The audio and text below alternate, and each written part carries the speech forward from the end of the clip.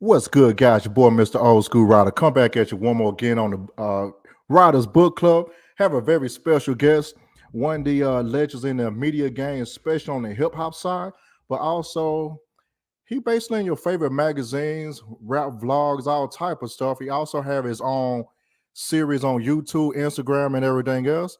I want you guys to introduce him. I'm gonna let him talk. What's going on, sir? Well, the support and the opportunity. Yes, it's Mr. Old School Ryder. This is Soren Baker. Talk to us, sir. Yeah. Thanks for having me, and looking forward to seeing what we're gonna talk about today. Oh, you could talk about quite a bit. We're not gonna be on here all night, but it'll be just for a little bit. So, Soren, tell us about yourself, sir. Yeah, I was born and raised in Maryland, and fell in love with rap when I was about 10 years old. And then by the time I was 12, I was just like, man, I got to figure out how to get in the game. And bottom line, I just when I got to college, I was like, let me try to see if I could write. And I went to Xavier University in Cincinnati.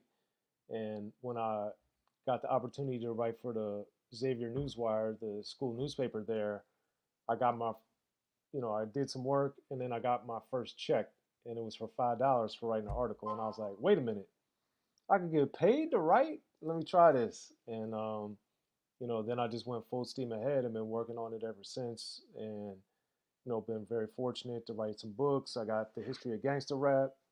Y'all don't have that. Definitely pick that up. It's a perfect gift for the holidays. I also did a book, Gucci Man Guide to Greatness, Bird. that I did, and with Gucci, of course. And then I got my own Unique Access Entertainment YouTube channel, so everybody please check that out. And then I write for LL Cool J's Rock the Bells. I write for Flood Magazine, and I got some TV and film stuff in the works. If all goes well, I have another book out next year, so it's a lot going on. Oh man, shout out to B Main Beats. He actually the guy that actually did I think like three of my intros. I didn't have time to really put it in today, but he basically did three of my intro beats. Shout out to Okay. him, D Town, Louisiana stand up, of course. Yeah, You guys need to check him Louisiana. out as well. He My up and wife, coming. my wife from Louisiana, so always love Louisiana. Oh man. Oh yeah, shout out to your old lady, man. We do appreciate you holding she hold you down, man. Yes, she does. Love you, Davita. Thank you. Oh. So how long you been since you got paid back in the day for $5? What time period was that? That was 94. So I was still a teenager in college writing. And, that was one of the many moments, but one of the moments that helped change my life, because I was like, I didn't, in Maryland, there wasn't really a rap scene when I was growing up. And in Cincinnati, there wasn't really a rap scene. But growing up, my parents subscribed to a lot of newspapers.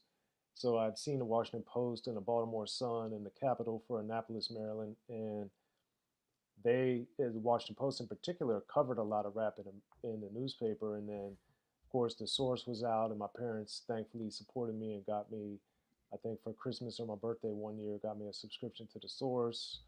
So, and then I'd go to, back in the day when there was all the record stores, I'd be going to Tower Records all the time, mainly in Annapolis, but to buy or read the magazines and just see what was coming out, and spending most of the money I earned from my jobs or doing, cutting grass, washing cars, or the jobs I had, to buy music. So, yeah, man, it's crazy. Oh wow, man, that's what's up right there. So basically, the source was already out when you started your writing, pretty much. Then, right? Oh, yeah, the source had been out, and I, always looked at that as, of course, a great publication and something that I hoped one day to write for. And then to be able to start writing for the source when I was in college was a true blessing. I got to shout out DJ ICD in Cincinnati and Usman Sam, the first two that made that dream possible for me. And Dario Strange hooking me up early in the game. So I had a lot of people that looked out for me to help me get in that position. And then later on, Jeremy Miller and Kim Osario were integral in me getting a full-time staff position there, which I had later. So I've had a lot of people help me and support me and look out for me throughout my career. So I've been very fortunate and very blessed. So basically, you end up getting on at the source a little bit early on as well.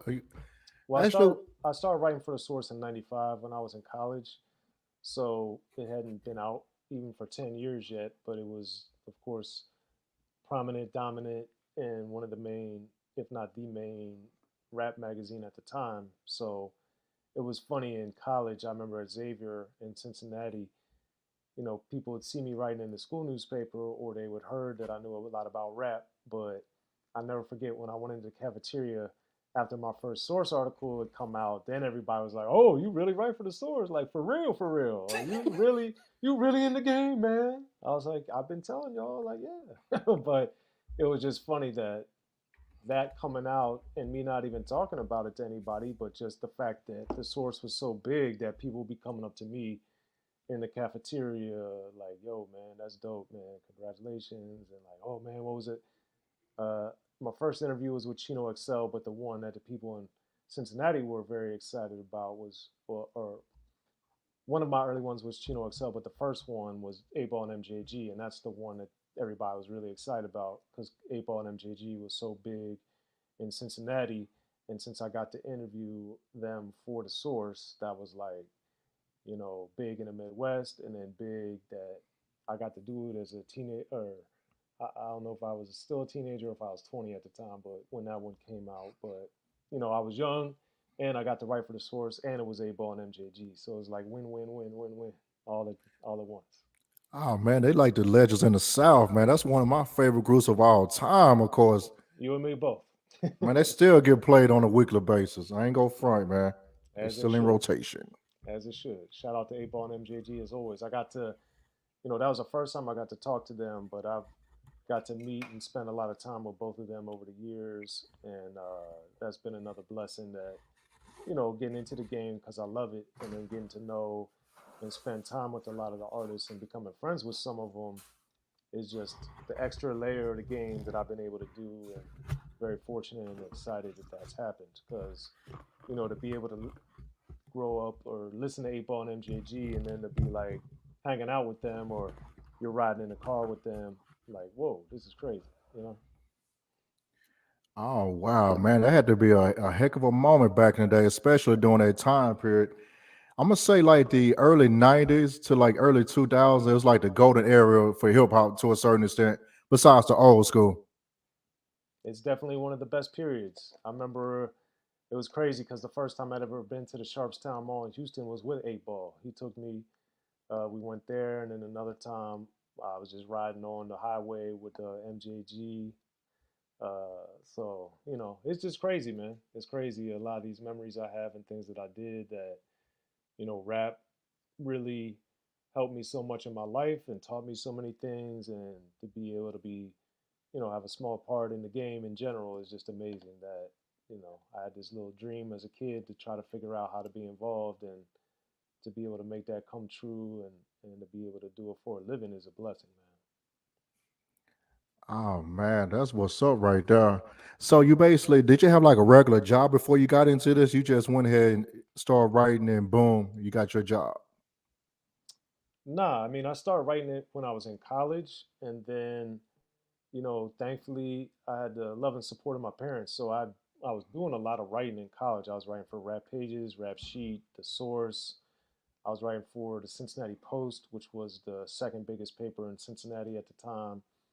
So I had all these things, but I didn't get a job right when I graduated. So I moved back to Maryland, where I'm from, and I'd be going on job interviews or this or that. And one time, my dad just told me, he's like, "Look, you're working every day writing.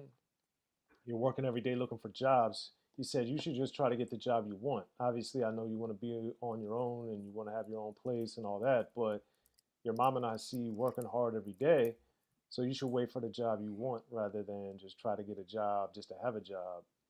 And that was a blessing and hard to take at the same time because I was like, man, I feel like a loser because I am doing all these great things and living this dream, but at the same time, I'm staying at my parents' house and I didn't get a job at any of these magazines or newspapers. And then thankfully, Alan Gordon, soon there, a few months after my dad told me that, Alan Gordon from Rap Pages gave me a job and I was able to move to LA. and be the features editor for Rap Pages. So that really changed my life, and that was my first job. And you know, all my jobs have been work related. Like I haven't had to have, knock on wood, not yet. I haven't had to have a job that wasn't related to rap or related to writing. So, or relating to writing about rap. So, I've been very fortunate. So the rap pages, is it based on the West Coast? Yeah, at the time when I got the job, it was based in Beverly Hills. So, when Alan Gordon offered me the job, he's like, "There's only one catch. You got to move to LA because the office is in Beverly Hills." I was like, "Okay, I'll be there." So I was like, "Just tell me when." So, I moved from my parents' house, and then I got my place in Hollywood, and then, you know, I just back then when you would go in the office, and back when there were magazines like that, I lived in Hollywood, and I just drove down to Beverly Hills every day. So it's a beautiful thing, man. Oh man, that's a blessing right there. We do appreciate that, man. Hey, history right now. Hey, we talking here right now, basically. Yeah, it's amazing. You still out here doing your thing. You have several books. Tell us about the books that you have right now. Well, my two most current one is the history of gangster rap, and this one, I know the holidays are coming up. If people that love and appreciate rap or gangster rap in particular, should definitely pick it up. I interviewed more than 30 artists for the book, and then I used some of the interviews that I had with other people like Dr. Dre and Ice Cube uh, that I'd had throughout the years where I talked to them myself.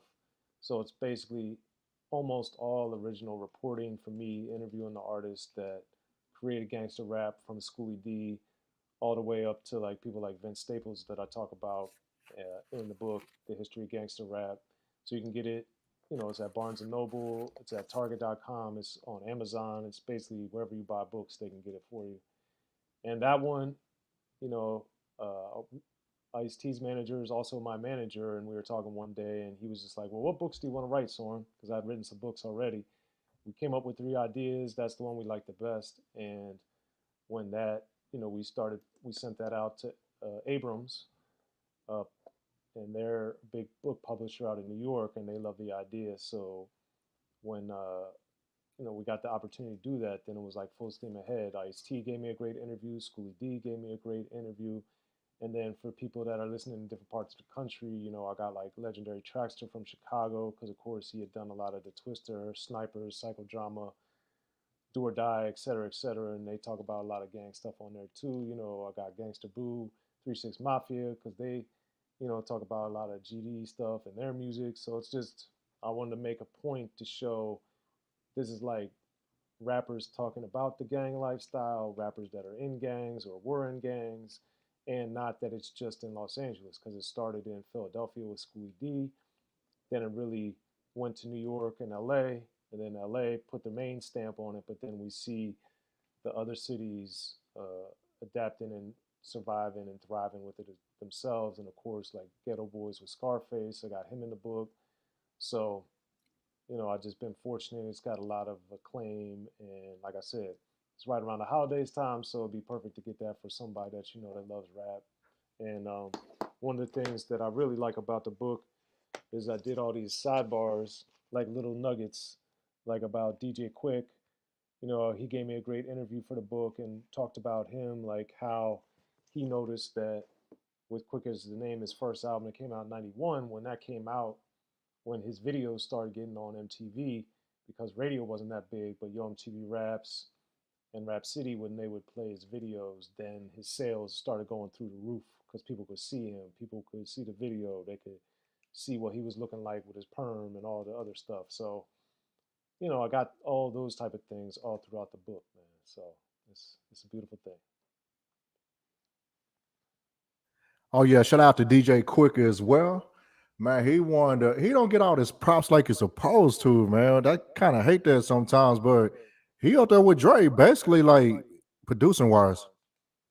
Yeah, DJ Quick is phenomenal. If you guys happen to see his Unsung, that's on TV1. I was in there, and basically my statement was I think DJ Quick is the best rapper producer in the history of the game. I believe that, and I think the evidence supports that. He's just a phenomenal talent. I've had the fortune of being in the studio several times with Quick over the years and getting to know him personally. and to be able to sit down. He didn't produce this one time. He didn't produce the beat he was rapping on, but I got to literally. We were at Exhibit Studio, and I was in the studio, and I saw DJ Quick literally write his verse on a yellow like legal pad, and then I saw him rap the verse. So like it was just amazing to see that and experience that, firsthand from somebody that, came out and was big even before I could even drive. So, that was amazing. And DJ Quick on his Trauma album, if y'all have that, if you don't pick it up, but he shouted me out on the liner notes of that, and that was a big honor for me too, because again, it's amazing that these dudes that I admire, idolize, studied, appreciated, and think are so brilliant, then would turn around and show me love and reciprocate that appreciation. So it's been a beautiful journey for me, man. How important back then to get mentioned in the liner notes? I was hearing from like other people that was like that was the most important thing you can get as a big shout out on somebody else's record on the inside. I mean, the first one I ever got was from Chino Excel from his Here to Save You All album. That happened when I was in college.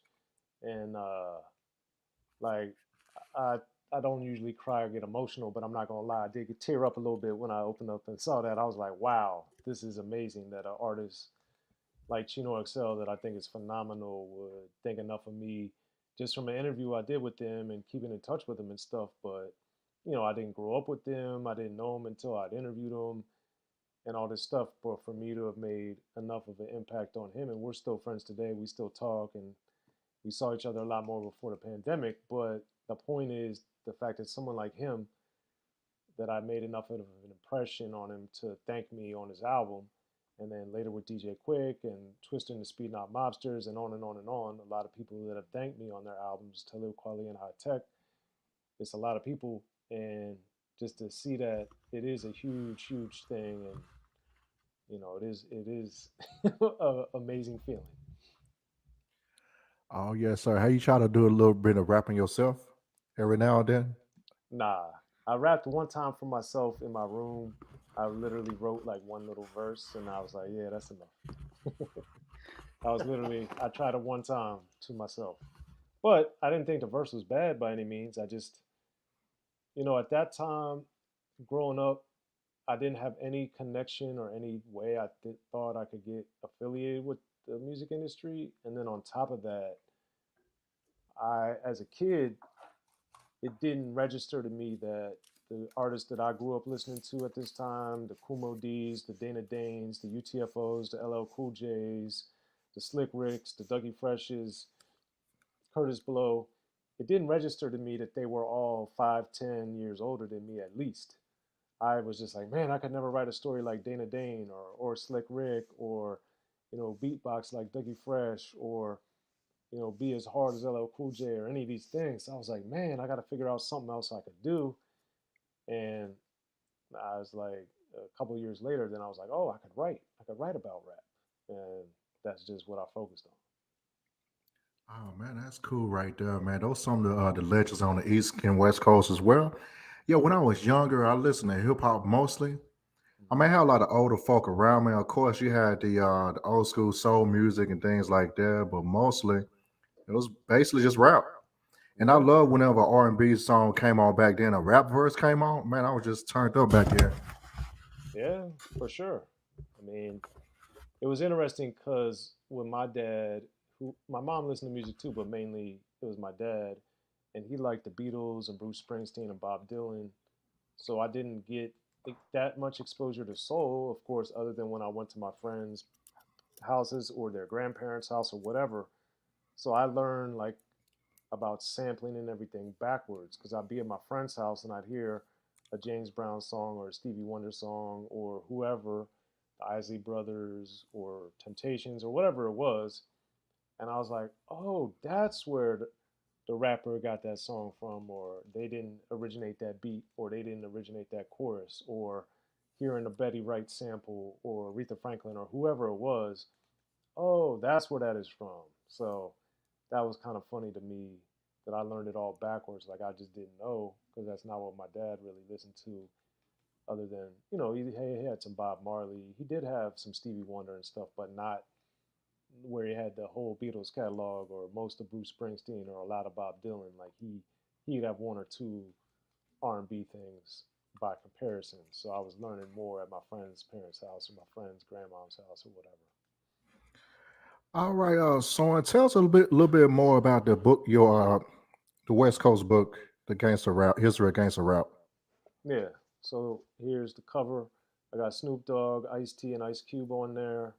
I got them all in the book. Snoop gave me a great interview for the book. So did Ice T, and then with Cube, I used a lot of the interviews I had with him from when I talked to him multiple times over the years. And what I attempted to do with the history of gangster rap was really show why the gangster rappers rapped about what they rapped about. And people always label it as violent or misogynistic or glorifying this violence. And what I tried to do in the book, The History of Gangster Rap, was show no, this is their reaction to what's going on in Philadelphia with Schoolie D, in South Los Angeles with Ice Cube, Ice T, NWA, DJ Quick, Compton's Most Wanted, etc. And they're reacting to what's going on in society. KRS-One did the same thing with Boogie Down Productions on Criminal Minded. That's what we get with the Ghetto Boys. That's what we get Ghetto Mafia in Atlanta. You know, a lot of these groups that were doing it early in the game, Crucial Conflict in Chicago, Twister, Do or Die Snipers, they're reflecting what's going on in society. They're not creating these things. They didn't make these conditions up that they're living in, and these things are born out of the racial, social disparities that we have, the inequalities, and of course that mainly affect disproportionately black and brown people. And a lot of these injustices created these situations that the Schoolie D's, the Ice T's, the Ice Cubes either were in or they saw or both. And that's why they chose to write about these songs, because these songs are coming from places of disappointment, frustration, anger, betrayal, feeling let down by the government. It's all these different things, and that's what I talk about in the book. So what I do in the book, The History of Gangster Rap, the beginning of every chapter, I talk about what's going on in society, and then I weave that into what was happening in gangster rap at the time. So, we see like with TV shows, Snowfall, for instance, shows how the government was bringing crack into South Central Los Angeles, and that affected, like I talk about in my book, The History of Gangster Rap. It's a direct correlation to this explosion that we have in gang warfare and violence, in machine guns, in murder, all these things. And that's what the Toddy T's of the world, the Mr. Spades, the Ice T's, the NWAs, the Easy E's, they were reflecting that. Even King T, they were reflecting these things that were going on. They didn't create these situations. They were the ones that were the voice of the voiceless at the time. Man, that book most definitely paints some great pictures, man. It took me from like when I was younger, from like Schoolie D all the way to like Kendrick Lamar. Yeah, Man, yeah. I know you didn't do the oh yeah, the I actually had I got the book as well. And also I did the voice Oh, the audio book? I did the audio book at the same time. Okay. Man, it did wonders. Oh, well, thank you. I appreciate that. It was one of those audio books. I've been going back and forth to Texas here recently a few times. Man, I Okay. just put it on, just let it Hmm. ride, man. Well, I appreciate that, man. Like I said, you can get it on, uh, the digital version, the audio book, CD version, the hard copy. Wherever you get your books, you can get the History of Gangster Rap. Yeah, it's gonna go down in history, man. I got to give it to you, man. You Yeah, did thank that. you. Appreciate it. And then my most recent book was Gucci Man Guide to Greatness. I wrote this with Gucci, and it's basically going through a lot of the things that he lives through and does in his life that have helped him turn around. Like, each chapter, we got like photos that go with it, look up, look down, then look around. Like he's talking about the things that he lives by and the things that he does and able to how he was able to really turn his life around. He lost a lot of weight, he got married, he stopped doing drugs, he stopped doing a lot of the things that he deemed negative in his life. And the Gucci Man Guide to Greatness, we go through a lot of the principles that he lives by that enabled him to change his life. So that's something I'm very proud of too, because one of the things I try to do with my Unique Access Entertainment channel is bring an intelligent discussion of rap, as I did with the history of gangster rap, as I did with the Gucci Man Guide to Greatness, is understanding and appreciating like Gucci Man is extremely intelligent. Schoolie D, Ice T, these guys are extremely intelligent. And I think because rap at times has a negative connotation, or because they talk about money a lot, or sex a lot, or having things a lot, or what have you, we as consumers, but I think by society in general and at large, people don't really respect them for their intelligence or their savvy. So I think in both books, The History of Gangster Rap and The Gucci Man Guide to Greatness, one's obviously a historical book, another one's kind of a inspirational self-help autobiographical book. But in both of them, I really was trying to bring some spotlight on the intelligence and the insight that the people that I was talking to had. And I think, knock on wood, I achieved it on both. But that was one of the goals, to show these artists are extremely intelligent and are doing great things. Oh wow, man! Shout out to Gucci man. Of course, I'm in Atlanta right now. Shout out to ATL stand up, of course. But yeah, I'm also going to have to get that particular book as well, and take a look at it, Yeah, and yeah, hopefully do a review on it one of these days. But that'd be dope. tell us what other works do you that you have in historically wise. Well, you can just go to Amazon.com. Just search my name, Soren Baker, SorenBaker. My first book I ever did was The History of Rap and Hip Hop back in 2006, and that was a book for middle school students primarily. So it's kind of like a textbook. And with that, I focus on rap, but I also included some DJ stuff, and some b-boy stuff, and some graffiti, just to show the four primary tenets of hip hop culture. And then that one did extremely well. And then I started doing a series of books. One series is The Making of, where I talk with an artist about how they made one of their albums. And then I did another series called I'm the White Guy, because when I was getting in the game, I would I didn't think I'd ever be around these artists again, because I didn't know what was going to happen. So I'd always take pictures with them, and back at home, my friends would be like, I'd be like, oh, this is this person, this is that. They're like, oh, and you're the white dude, right? So they'd always be laughing at me. So I was like, that could be. I said, I'm gonna use that sometime. I didn't know when. So when I decided to self-publish some of these books, I used the picture I have the first time I met Jay Z, the first time I met Snoop. So I did I'm the White Guy Jay Z, I'm the White Guy Snoop Dogg, I'm the White Guy Tech Nine, and it's just me, my interactions, getting to know them, talking to them over the years, and really showing how I was able to, just being a random kid from Maryland, to be able to get in the game, and really talk to Jay Z multiple times, to be able to hang out and go to 3 or 4 Snoop's houses and get to know him, and get to talk to Snoop on a regular basis. And then same with Tech Nine, because I was just like, man, that's something that might be interesting to people, that how I was able to do it and the interactions I had with these dudes. So all those books are available all on Amazon, as are, The History of Gangster Rap and The Gucci Man Guide to Greatness. So, check those out. And then, my YouTube channel, Unique Access Entertainment.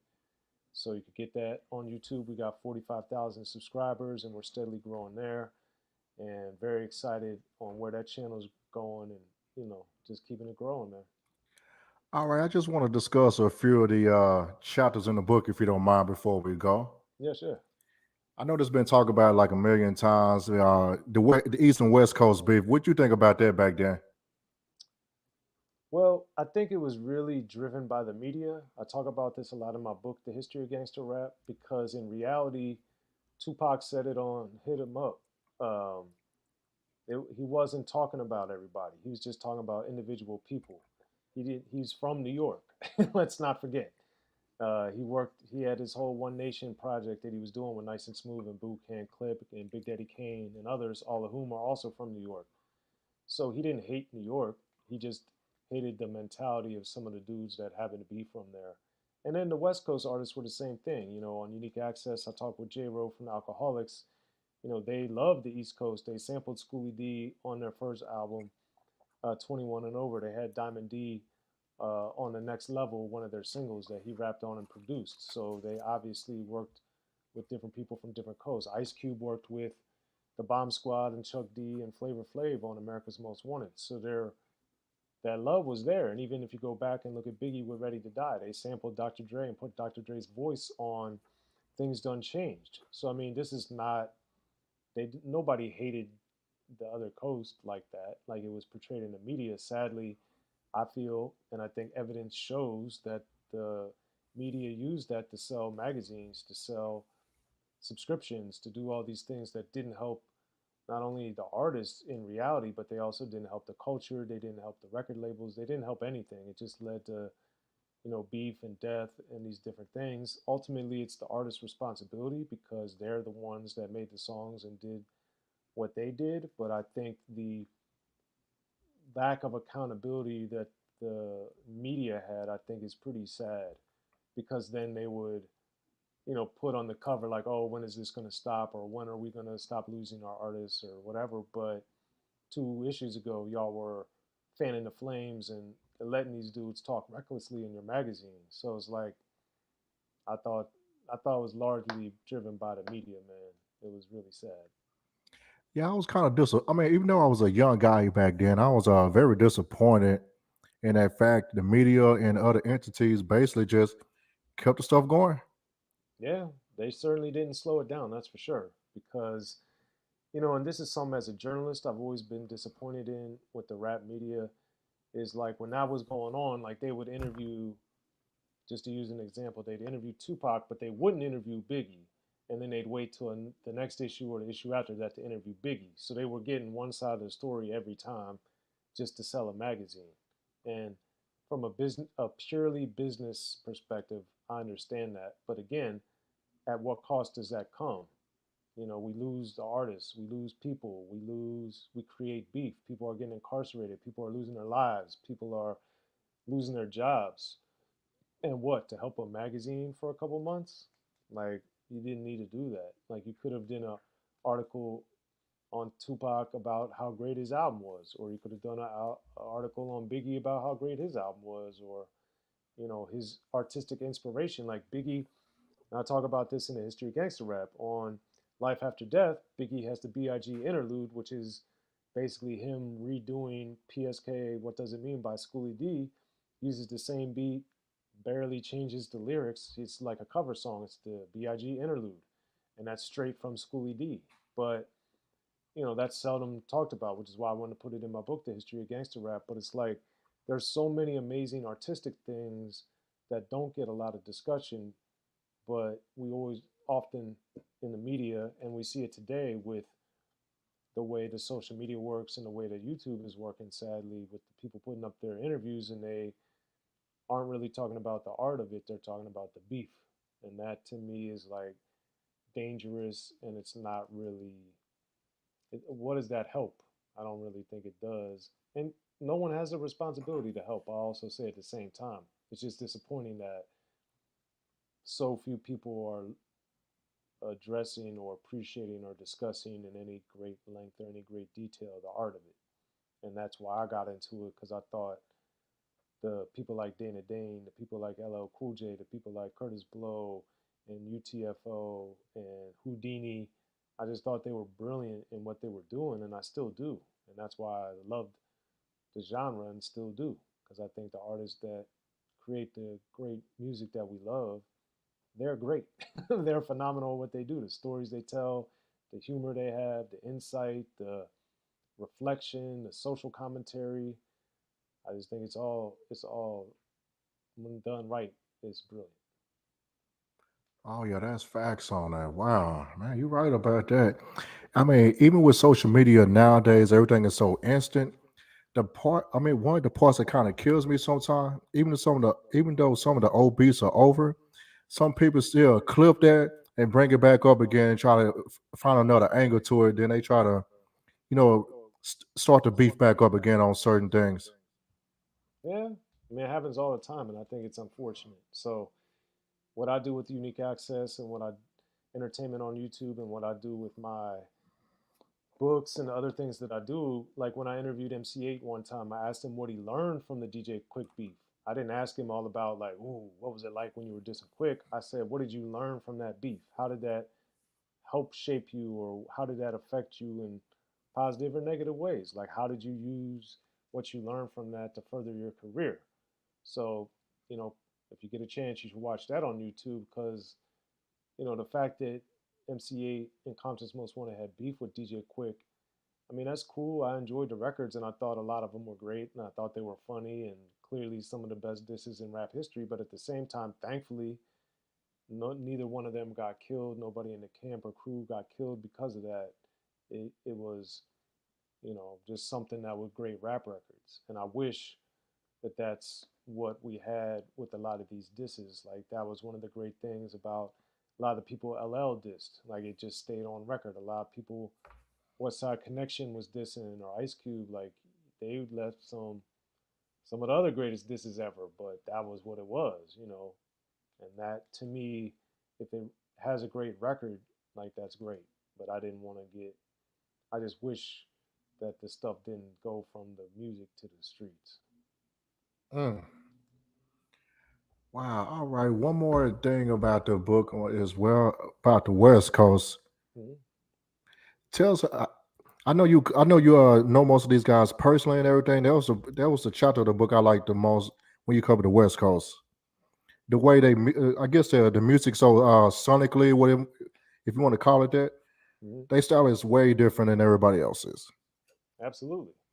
Well, maybe because I talk about that a lot in the history of gangster rap, so I don't know specifically what you're referring to, but one of the things that, of course, the West Coast did, that it early on, the funk had been used in similar ways by EPMD, for instance, and many others before the West Coast like really blew up and became the dominant sound of rap. But the way the West Coast was using it, like uh, all these funks things, Dr. Dre, when he was using them in NWA and the DOC and different things, they were all fast.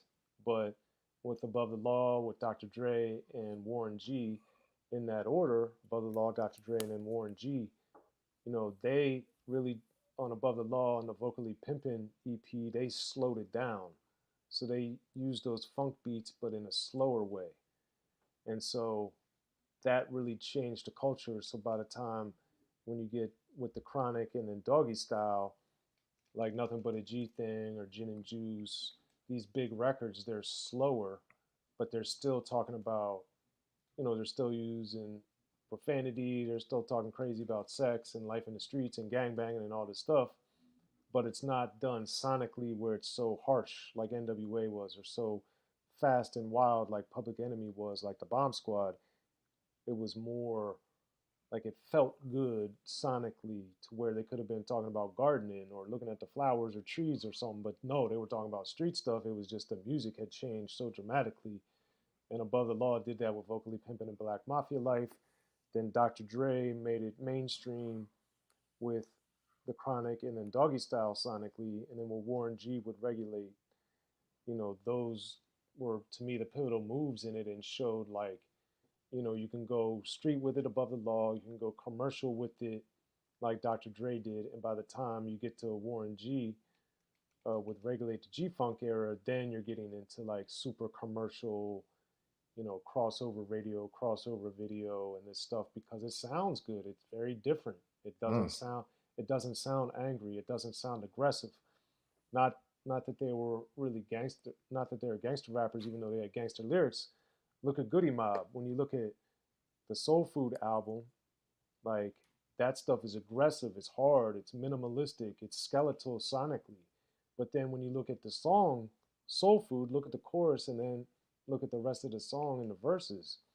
Like, they're singing, it's like a gospel choir on the song Soul Food in the chorus, and that's why that song can elevate in a different way, because it sounds comforting and sounds something that sounds good, even though, lyrically what they're spinning on there in the verses is crazy. They're talking about the OJ trial, they're talking about racism, they're talking about the terrible food and fast food.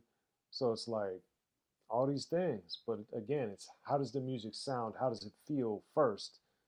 And then you can get into what the artists are talking about. And that's what the West Coast did that was so significant. They made Like even today was a good day by Ice Cube's another prime example.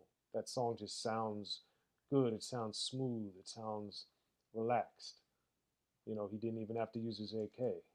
These are all the type of things that lyrically it was similar or the same type of thing. It was just sonically, musically, aesthetically, it was way different.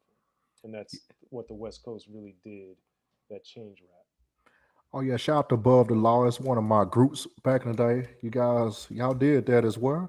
And Warren G, you said it was super commercial, basically, but he was so smooth with it, man. That's what I like about Warren G. Yeah, it's that Long Beach thing, man. Long Beach. So, Son, what's your final thoughts at this time before we go? Well, first of all, I just want to shout out the Writers Book Club. Thank y'all for having me. Everybody, I really appreciate your help in getting me, this far because I have a career based on my love of rap and being able to, connect and communicate about it on a daily basis. Just want to, if you haven't got it already, get my book, The History of Gangsta Rap, in stores worldwide. Get my book I did with Gucci Man, The Gucci Man Guide to Greatness. And then support me on Unique Access Entertainment on YouTube, Unique Access ENT on YouTube. And then just follow me at Soren Baker, SorenBaker, on all social media. And then just want to, again, shout out the Writers Book Club for having me. And yeah, man, I'm very fortunate. And yeah, just thankful. Oh yeah, and by the way, this is Mr. O's. Oh yeah, Soren. After this, we're gonna chop it up for a couple minutes, then we'll get out of here once I end the live. But by the way, guys, don't forget this is Mr. Old School Rider. You see my social medias at the bottom. Instagram, the Riders Book Club, same thing as YouTube. Also, Twitter is Riders Book Club. And also, don't forget to vote the Riders Book Club for the 23 C Awards, of course. The link ain't gonna be on their website. Other than that, we're over and we out. Yeah, I know I gotta represent my boy with the Washington Bullets Yes, throwback. yes. That was my team growing up. I love the Bullets. Quick story, I love the Bullets and the Celtics. My dad, we went to a Bullets game one time. The only time I really went as a kid. And you remember back in the day they had those pennants. And Oh so yeah.